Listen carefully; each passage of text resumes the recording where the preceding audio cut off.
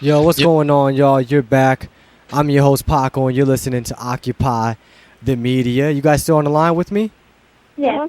Okay. Am I coming in clear? Everything's still fine? Yep. All right. I just want to make sure we sound good for the listeners out there. Don't forget we are on the chat on ronpaulradio.com. Looks like there's quite a few people up there. So if you have any questions you want me to ask, either one of them, just post it up there. But anyways, okay, so let's you were saying from where you started or where you finished at? Yeah, well, I can continue on with the order of events that happened in the day. Okay. For that. And after we distributed our slate during the lunch recess from 2:30 to 3, and then sometime between 3:30 and 4, the credentials was finally done, even though it was never officially amended or accurate. So it was sometime around 4 p.m. when we finally officially elected the convention chair. Mark Nuttall was his name. Steve Dixon, one of our grassroots leaders, nominated Nuttall. We were trying to make friends where we could and not make enemies every step of the way, which is why we nominated Nuttall. He was elected as convention chair, and we had been promised that he would be fair to us. So we saw no reason why we could not nominate him as convention chair. We then voted on the rules. Ron Paul supported voted no to the rules, but they ended up passing. Okay. Hold on for me one moment because when you're coming in, it's like doubling your voice. So I'm going to hang up and call you guys right back so we can get our line back together, okay? Okay.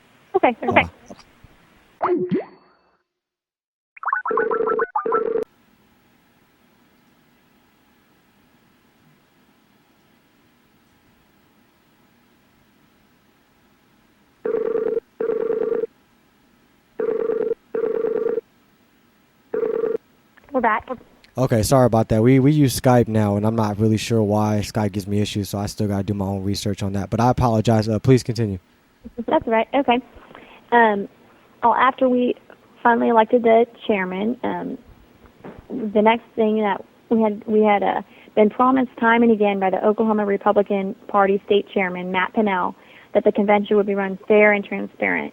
And according to how things were supposed to go, we had been promised the convention would go this way. That voting on National Committee Man and National Committee Woman was supposed to be before voting on the slate of delegates.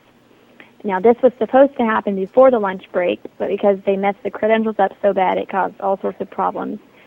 So after 4 p.m., when we elected the convention chair, Matt Pinnell motioned to have voting on the slate of delegates moved up ahead of the National Committee Man and National Committee Woman. There was absolutely no vote held on his reordering of business. This should have been voted upon because it's not within the power of the chair or anyone else to reorder the business of the convention. So the slate of delegates put together by the Oklahoma Republican Executive Committee was voted on. The chairman voted on the slate by a voice vote and a standing vote. This was completely against the rules. Oklahoma Republican State Party Rule 18D clearly requires that delegates at large and alternates at large be elected by roll call vote at the state convention. This rule was flagrantly disregarded by the chairman. There was no vote on an appeal of the decision at all. Rather, when Brady Wright, who is one of our grassroots leaders, raised the point of order immediately after the chair was going to move to the next item of business, he was told that the convention rules allowed for it.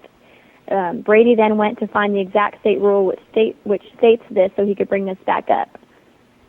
And at this point in the day, I couldn't believe what had just happened. On the biggest vote of the day, they completely disregarded the rules and decided not to follow them. Myself, along with our grassroots leaders, Brady Wright, Steve Dixon, and Lucas Collins, came up with a game plan to hopefully have the executive committee slate be voted on correctly by a roll call vote before the convention was adjourned. When the national committee man race has been conducted, Richard Engel was one of the two men running for this position, and he is also a Ron Paul supporter, so obviously he had the support of all the Ron Paul people there. Steve Fair was the other man running. The amount of delegates Richard Engel had who gathered at the front of the convention to show their support for him was so much more than Steve Fair. It was amazing. Richard won the popular vote with 60% from what I have heard, but when the weighted votes were done, Steve Fair won by just 2%. So basically, they know they played with the votes. We aren't completely sure what has happened, but there's something that has to be looked at there. So, man, right, it was just like in Maine when the guy won by 4 votes, but they said that Ron Paul supporters were well more of the majority. So, I mean, Right. numbers don't lie, but the people that report them do. That's what I always say. But, okay, so let's keep going. So I know it's about to get crazy here soon. Yes, it is. It will. The National Committee woman was unopposed. She's not a Ron Paul supporter. We did support her, though, because there was no reason to vote against her. We didn't have anyone else to nominate. So once this was done, there was a complaint that was supposed to be heard regarding the Oklahoma District 1 convention, which had many rule violations. I, as well as many other Ron Paul supporters, were in a state committee meeting on Friday afternoon, so May 11th. At that meeting, it was promised by Matt Pinnell that the District 1 complaint would be heard by the delegate body on Saturday. And this was supposed to happen according to the rules.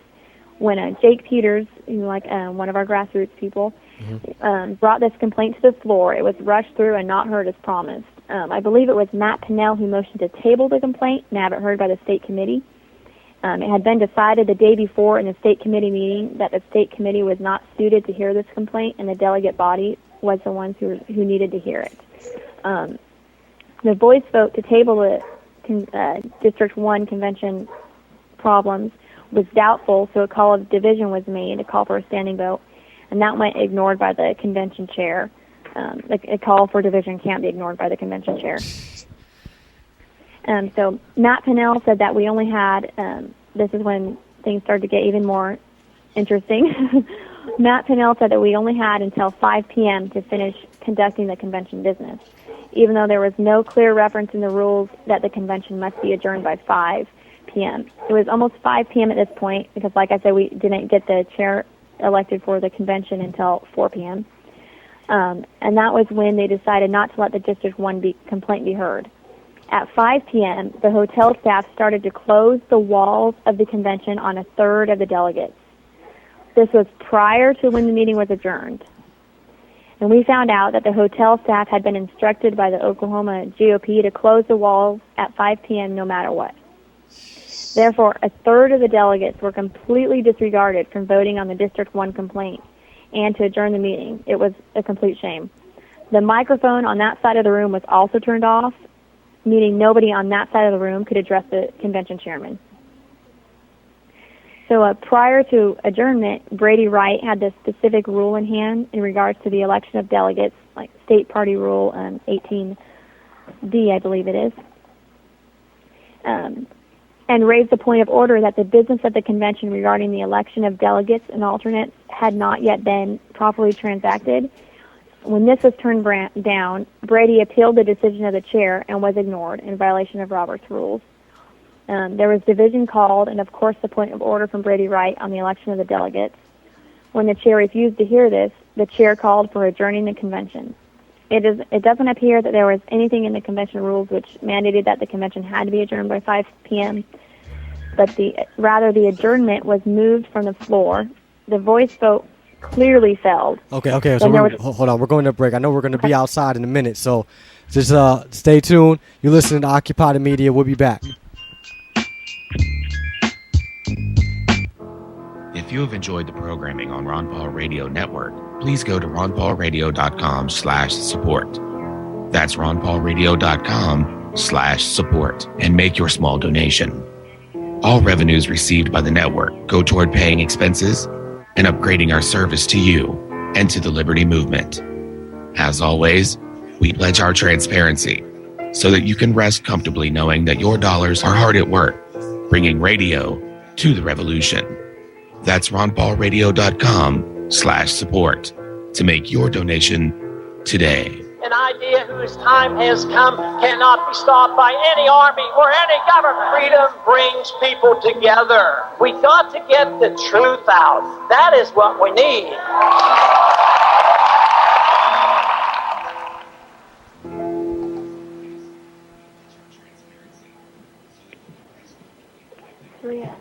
You aren't listening to